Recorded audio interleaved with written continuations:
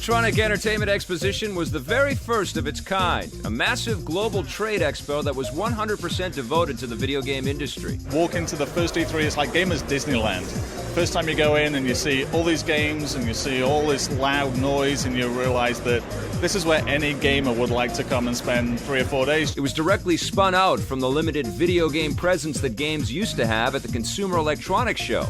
By 1995, and after the enormous success of the Sega Genesis and Super Nintendo Entertainment System, video games had proven they were big enough for a show of their own. Kids and adults alike are going to be more exposed to the fun and excitement of interactive games in the next few years than they've ever been before. E3 1995 was filled with lots of players in the games business, including Sega, Nintendo. Nintendo is coming to this show with a whole library of some spectacular new software. And video game stalwart Atari, who was busy showing off its Jaguar and Lynx systems.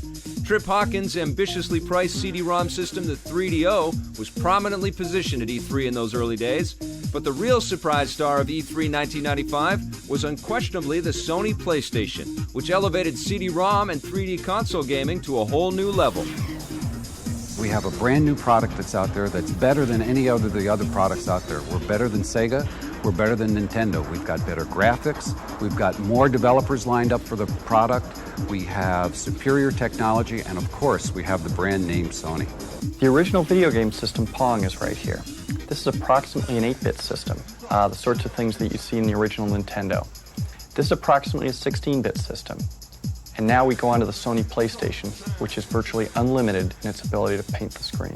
Sony also kicked off a legacy of historic parties at E3 in 1995, where celebrities mingled with game makers and the media. Remember the launch party for the original Sony PlayStation at Sony Pictures Lot in Culver City? Michael Jackson showed up, and he spent about half the party hanging out inside the ice cream parlor. Sneaking people into the Sony party. That's got to be one of the highlights. You get the wristband, you run people out, and it's like you're trying to take people across the border. Of course, as longtime viewers of Electric Playground already know, E3 1995 is where I first met the inimitable Tommy Tallarico. How do you say your last name?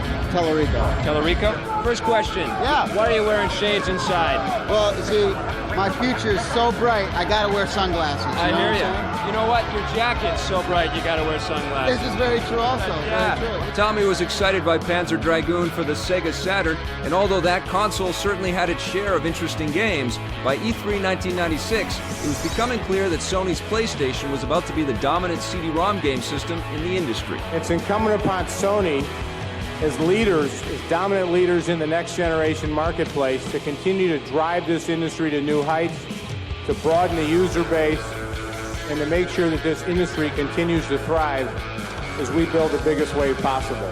The 3DO was dying quickly, and no one was interested in the Jaguar's CD-ROM add-on or its VR helmet for that matter.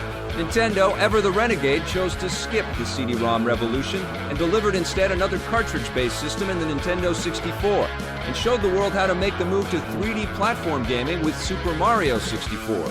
Sony was doing everything it could to build mascot hype of its own with Crash Bandicoot, and Eidos also had a certified sensation with its game, Tomb Raider. The original Tomb Raider launch party with an ice sculpture of Lara Croft, very curvaceous of course, and drinking vodka off her breast, you know. That was probably and that was my first E3 experience, you know, like 10 years ago.